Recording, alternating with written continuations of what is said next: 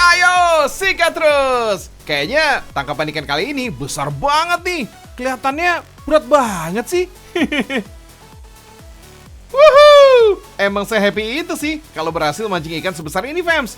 Apalagi dapat ikan tuna sirip kuning alias yellowfin tuna atau disebut juga dengan ikan madi dihang. Mantap! Fams, ikan pelagis berukuran besar ini emang hidup di perairan tropis termasuk Indonesia. Istimewanya lagi, migrasi ikan tuna dari Samudra Hindia dan Samudra Pasifik ini bertemu di Laut Flores dan Laut Banda. Jadi di perairan inilah tempat yang cocok untuk memancing ikan tuna sirip kuning. Wilayah Nusa Tenggara Timur ini, fams, biasanya jadi tujuan utama sejumlah pemancing. Mereka biasa berkumpul di sepanjang rumpon.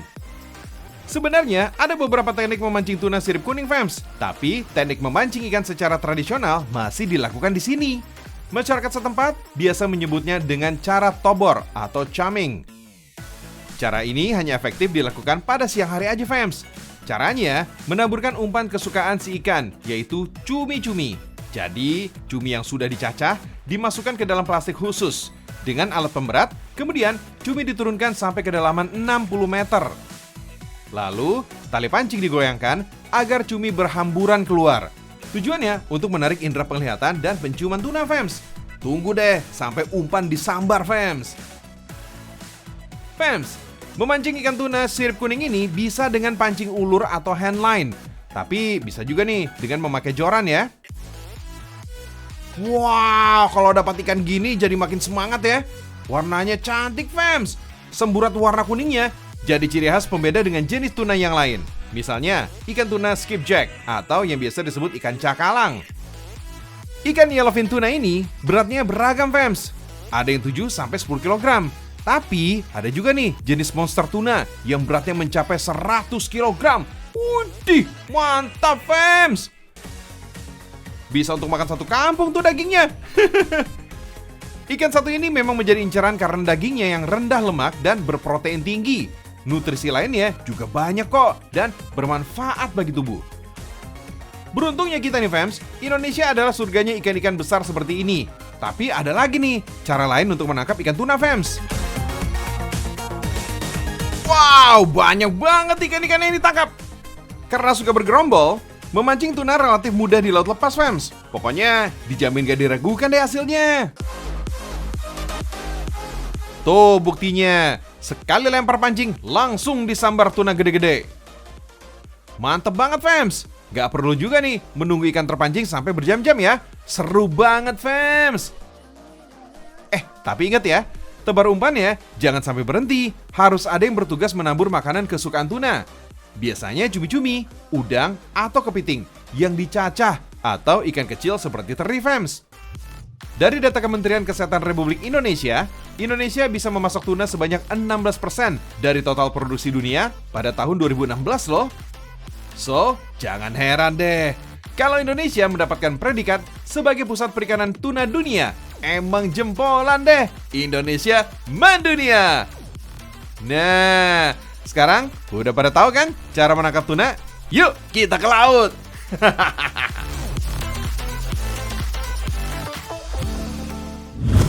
Oh my wow, nangkap ikan di laut lepas. Wih, mau dong, pengen diajak juga. Itu juga kalau ada yang ngajak, fams.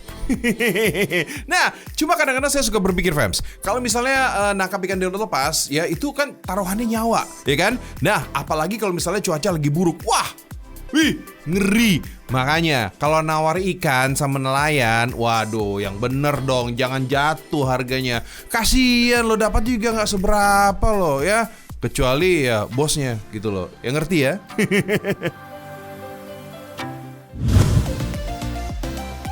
Sekarang kita lihat yuk cara bikin kornet tuna, fams. Bahan bakunya jelas ikan tuna yang masih segar. Cirinya bisa dilihat dari warna kulitnya yang terang mengkilat.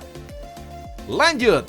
Sortir ikan berdasarkan ukuran, fams. Ukuran ikan tuna di sini berkisar 1-2 kg per ekor. Kemudian, buang dulu nih semua isi perut ikan. Selain dibikin jadi kornet, ikan tuna di sini bakal diproses menjadi lebih dari 10 jenis olahan. Selain dalam negeri, pabrik ini juga mensuplai kebutuhan tuna kaleng ke berbagai negara loh, fams. Keren! Indonesia mendunia! Sekarang waktunya masak. Masukkan ikan tuna ke dalam mesin masak selama 20 menit. Dengan kisaran suhu antara 95-98 derajat Celcius, fams. Lalu langsung kuliti deh. Wah, cepet banget ngulitin kulit tunanya. Setiap hari, pabrik ini mampu memproduksi olahan ikan tuna sampai 4,5 ton loh. Pantesan aja, kerjanya cepet banget, fams. Buang kulit, duri, dan kepala ikan untuk menjaga kualitasnya. Tapi ini nggak dibuang kok, karena masih bisa diolah kembali nih menjadi pakan ternak. Setelah itu, suwir daging ikan menjadi bagian besar dan kecil. Sambil sortir, cek kembali nih duri-duri yang masih menempel pada daging, fams. Jangan lupa, timbang agar sesuai dengan komposisi bumbu kornetnya nanti. Nah, ini dia nih rahasianya nih, fams. Ada tambahan kentang dalam kornet. Kandungan nutrisinya makin lengkap nih. Kentang punya serat lebih tinggi dari gandum, jadi sangat bermanfaat untuk melancarkan pencernaan. Yuk, campur daging tuna, kentang, dan bumbu, seperti bawang bombay, bawang merah, serta bahan lainnya. Wadah kalengnya sudah ngantri nih. Isi masing-masing kaleng dengan kornet tuna sebanyak 240 gram. Oh iya, ada sedikit tips nih dalam memilih makanan kalengan seperti ini. Hindari kaleng yang udah penyok, karena kaleng yang penyok bisa membuat lapisan aluminium di dalam ini terkelupas. Akibatnya, kaleng bisa berkarat dan makanan jadi terkontaminasi deh. Lanjut, masukkan kaleng ke dalam mesin vakum, fams. Adanya semprotan uap panas ini membuat udara keluar dari dalam kaleng. Setelah itu, kunci makanan supaya rapat. Setiap menit, mesin ini bisa menutup lebih dari 100 kaleng loh. Wah, mantap ini. Sekarang, kita sterilkan nih kornet tuna kalengannya, fams. Caranya, cukup panaskan selama 80 menit. Bakteri dan kuman dijamin mati deh. Kornet tunanya jadi awet sampai 3 tahun. Nah, ini dia hasilnya, fams. Makanan praktis dalam kaleng dengan harga yang ramah di kantong. Mantap!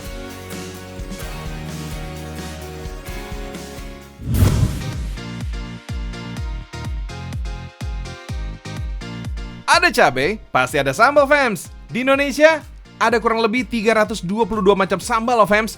Variannya juga banyak. Ada sambal untuk bumbu masak, ada sambal mentah, dan sambal masak. Kayak sambal ikan tuna ini nih. Penasaran ya sama rasanya? Yuk, kita ke rumah produksinya yang ada di Surabaya, Jawa Timur. Biar pedasnya nendang, untuk membuat sambal ikan tuna, harus pakai cabai rawit dan cabai merah segar.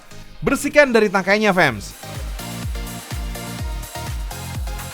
Cabai kemudian dicuci sampai bersih. Lalu, giling kasar seluruh cabainya, fams. Wih, warna merah cabainya kelihatan seger banget tuh. Itu tandanya kandungan beta karoten pada cabai bermanfaat buat kesehatan mata dan kulit. Tinggal masak deh. Selain cabai, ada juga nih bumbu rempah, fams. Setelah sambal hampir matang, baru deh masukkan potongan daging ikan tuna. Lalu, masak kembali sampai benar-benar matang. Proses pemasakan ini dilakukan sambil terus diaduk selama 1,5 jam, fams.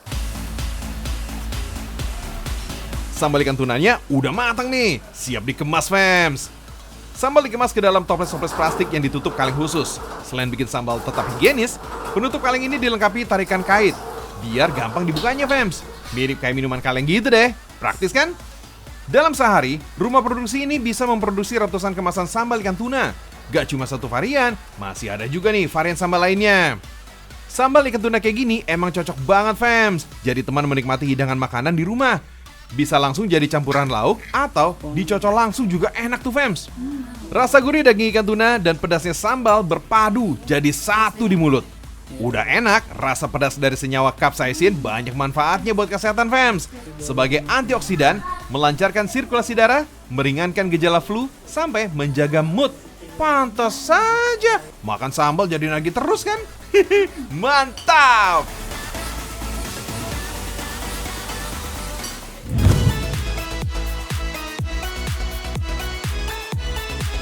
Fams, kenal dengan roti bakar ini nggak? Roti dengan tekstur bergerigi di pinggiran ini disebut roti bakar Bandung. Makin kesini, roti berinovasi dengan aneka rasa, fams. Gak cuma manis saja, ada juga nih roti rasa asin dan gurih yang menjadi pilihan. Misalnya, roti bakar dengan isian tuna dan lelehan keju mozzarella. Menggoda banget, fams. Apalagi isian tunanya melimpah. Meleleh saat digigit, fams. Ikan tuna memiliki kandungan protein yang lengkap. Asam amino dan protein di dalamnya bisa membentuk hormon, enzim, kolagen, antibodi, hingga jaringan otot. Roti yang digunakan ini masih sama kok dengan roti bakar Bandung tadi. Untuk isiannya, campur tuna, jagung, mayones, dan oregano. Aduk sampai rata ya fams. Oles dengan butter dan panaskan di atas wajan. Adonan tuna juga ikut dipanaskan fams. Tinggal tuang deh isian roti tuna. Tambahkan keju mozzarella dan lelekan. Wih, udah jadi nih roti bakar tuna. Mantul! Roti putih yang dibuat dari tepung terigu ini sebenarnya minim nutrisi fams. Kalau diisi tuna begini, nutrisi lebih bisa didapat dong. Kalian harus tahu nih fams, roti bakar diperkirakan baru muncul pada abad ke-20 saat orang Belanda datang ke Indonesia. Pelopor penjual roti bakar sudah ada sejak tahun 50-an fams. Awalnya roti bakar dibuat dengan bahan yang sudah tidak bagus lagi. Daripada dibuang percuma, orang Eropa memanfaatkannya dengan cara dipanggang. Jadilah roti bakar yang banyak kita kenal sekarang. Buah nanas, buah kedondong. Cakep. Nah, untuk kamu yang manis, merapat dong. Nih dia nih ya, si manis yang oke. Bukan kamu, bukan. Ini buah nanas, buah yang oke sekali, buah yang segar. Pokoknya, wih, kalau misalnya dimakan agak didinginin dikit tuh, wih, enak banget. Diselai juga oke. Banyak yang suka sama buah ini. Tapi harus tahu nih fams, buah nanas yang manis ya, terus juga yang besar ini adanya di Indonesia. Wah, masa sih? Yuk kita lihat cuplikannya. Ini dia.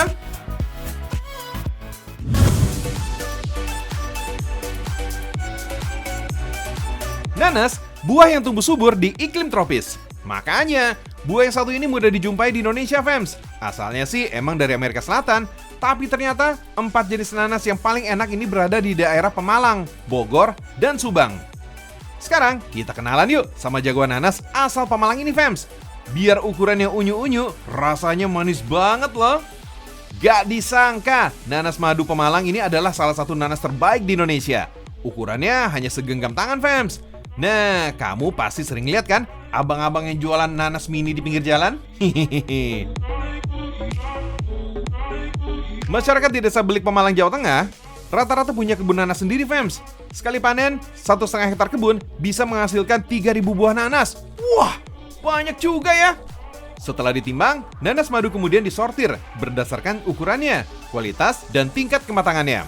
Nanas super punya ukuran paling besar fams. Setelah itu ada nanas A, B, dan C yang paling kecil. Orang-orang di kota doyan banget nih makan nanas madu ini. Selain rasanya manis, ukurannya pas buat sekali makan. Jadi nggak akan nyisa fams. Perawatan kebunnya juga gampang kok. Cukup pangkas pohon nanas yang selesai dipanen. Nantinya, tunas baru bisa tumbuh dengan sendirinya dan kembali berbuah. Daun-daun sisa hasil pangkasan ini sengaja dibiarkan dekat pohon supaya jadi pupuk alami. So, lumayan lah ya. Jadi, nggak perlu beli pupuk lagi deh. Selain Pemalang, ada juga nih nanas yang nggak kalah wow. Daerah penghasil nanas dengan ukuran terbesar di dunia ini ternyata dari Tangkit Baru, Sungai Gelem, Kabupaten Muaro Jambi. Nanas di sini bisa dibilang spesial loh fams. Ukuran nanas jumbo ini beratnya bisa mencapai 1,5 kg per buahnya. Bahkan ada juga nih nanas yang diameternya mencapai 25 cm dengan panjang 50 cm. Gede banget ya. Nanas yang disebut sebagai varietas terbesar di dunia ini namanya nanas pawon fams. Setelah ditelusuri, bibit nanas pawon ini asalnya dari Sulawesi fams. Kalau di tempat asalnya sih, ukuran nanas pawon masih sama seperti nanas biasanya. Selain dikembangkan di lahan gambut Tanjung Jabung Barat tahun 2009, ukuran buah nanasnya jadi gede banget. Ukuran jumbo nanas ini disebabkan ditanam di lahan gambut fams. Oh iya, nanas pawon ini warnanya cenderung kuning pucat. Kulitnya cenderung tebal dan keras. Rasanya juga manis dan agak kecut. Soal harga, buah nanas jumbo ini sekitar Rp25.000 per buah. Sayangnya, harganya yang tinggi membuat warga setempat kesulitan memasarkan nanas pawon ini. Untuk mengantisipasi buah yang dibuang begitu aja fams, warga membuat inovasi dari buah nanas fams. Misalnya, permen nanas, dodol, keripik, dan sirup. Kreatif banget ya. Selain dagingnya, kulit nanas juga bisa dibikin jadi jajanan loh fams. Misalnya, agar gulung cantik dari Lampung Tengah ini. Kulit nanas yang dipakai pastinya sudah dihilangkan bagian matanya karena bisa menyebabkan gatal, fams. Lanjut, cuci bersih dengan air mengalir. Setelah itu, rendam dalam air garam selama 12 jam.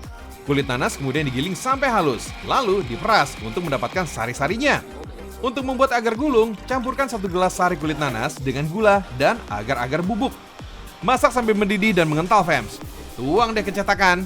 Jangan lupa, tambahkan juga gula bubuk. Selain menambah manis, gula juga bisa jadi pengawet alami supaya bisa tahan hingga 3 bulan. Sekarang waktunya digulung.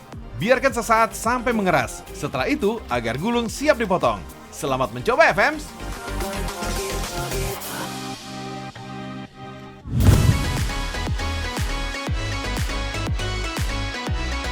Saatnya menyantap hidangan pencuci mulut, fams. Ini dia, cupcake warna-warninya menggoda ya. Siapa sangka kalau kue ini terbuat dari buah nanas loh. Perbedaan membuat cupcake ini ada pada buah nanas yang dihaluskan seperti jus, fams. By the way, kita biasa mengenal nanas sebagai selai isian kue nastar untuk lebaran. Tapi ternyata cupcake ini menjadikan buah nanas sebagai campurannya tuh. Telur, gula halus, dan mentega diaduk sampai rata, fams. Kemudian, tambahkan jus nanas untuk menambahkan rasa dan aroma adonan kue. Terakhir, masukkan tepung, fams. Jangan lupa, susu cair agar tekstur cupcakes menjadi lebih lembut. Tuang deh adonan ke dalam cup. Tambahkan juga selai nanas sebagai isian. Lalu, tutup lagi deh dengan adonan. Tinggal panggang selama 1 jam, sampai cupcake mengembang dan matang. Tinggal hias deh, fams, supaya tampilannya lebih cantik dan menarik.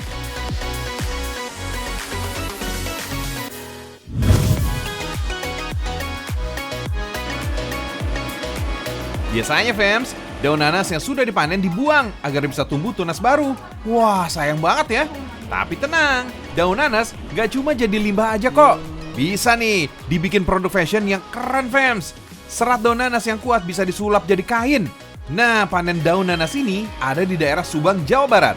Daun terbaik untuk bikin kain dari serat nanas adalah daun yang sudah tua. Soalnya seratnya lebih banyak dan gak gampang patah. Potong daun dari bagian bawah, fams. Jangan lupa pakai sarung tangan ya, karena setiap sisi daun nanas ini ada durinya. So, hati-hati, fams. Kalau udah dipanen, daun nanas disortir sesuai dengan ukurannya. Ada yang panjang dan pendek, fams. Petani di sekitar Subang emang sudah rutin menyetor daun-daun nanas ke rumah produksi ini. Selesai sortir, yuk ekstraksi daun sesuai ukuran. Mesin dekortikator ini bisa memisahkan serat dan daging daunnya, fams. Ujung atas daun dimasukkan ke dalam mesin. Sambil ditarik ya. Lakukan juga nih dengan ujung sebaliknya. Tarik ulur terus sampai sisa serat daunnya aja. Dalam sehari, rumah produksi ini bisa mengekstraksi 1,5 sampai 2 kuintal daun nanas. Dari 1 kuintal daun nanas yang diekstraksi, serat yang didapat ini cuma 2,5 kilogram aja. Nah, serat-serat ini masih harus dibilas dengan air, fams. Kemudian, peras sampai warna hijaunya memudar. Untuk menghilangkan sisa daging daun, seratnya masih harus diserut supaya bersih dan lurus. Tuh, warna hijaunya jadi makin pudar deh. Jemur serat-seratnya di bawah sinar matahari supaya warna yang dihasilkan ini lebih bagus. Kalau dianginkan di dalam ruangan aja, warna seratnya ini bisa berubah dan bisa cepat busuk juga. Setelah dijemur selama 1-2 hari, warnanya berubah jadi putih gading gini. Inilah warna alami dari serat nanas. Sekarang kita lihat nih kekuatan serat daun nanas, fams. Lalu bandingin sama serat pelepah pohon pisang Ambon.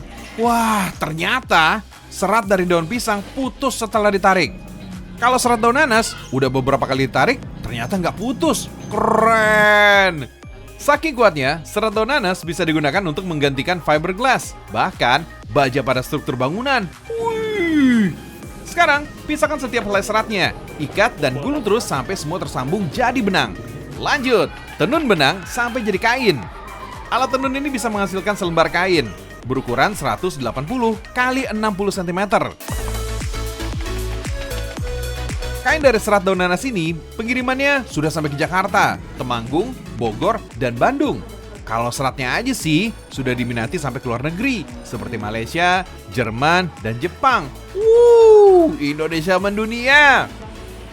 Kain dari serat daun nanas ini bisa disulap jadi apa aja loh, fams. Bisa jadi selendang, rompi, lap tangan, atau kap lampu. Bahkan bisa dibikin jadi produk fashion kekinian dengan warna-warna cerah kayak model tie-dye gini. Bikinnya gampang, fams. Lipat kainnya dulu ya. Lipatan kain ini bisa mempengaruhi motif kain setelah diwarnai nanti. Jadi lipatannya bisa disesuaikan sama selera. Terus ikat deh pakai karet.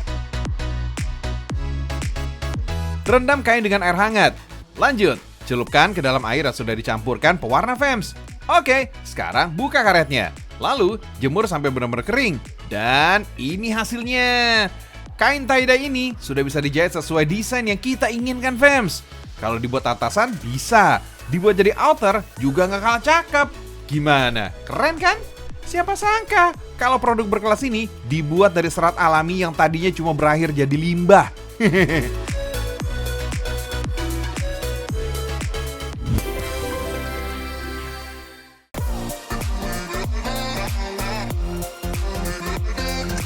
Gak kerasa ya, udah 30 menit nih. Joy Ricci nemenin kamu. Semoga informasi menarik tadi bisa nambahin wawasan kamu ya, fams. Kalau gitu, waktunya undur diri. Jangan lupa nonton terus Seragam Indonesia, karena Indonesia mendunia.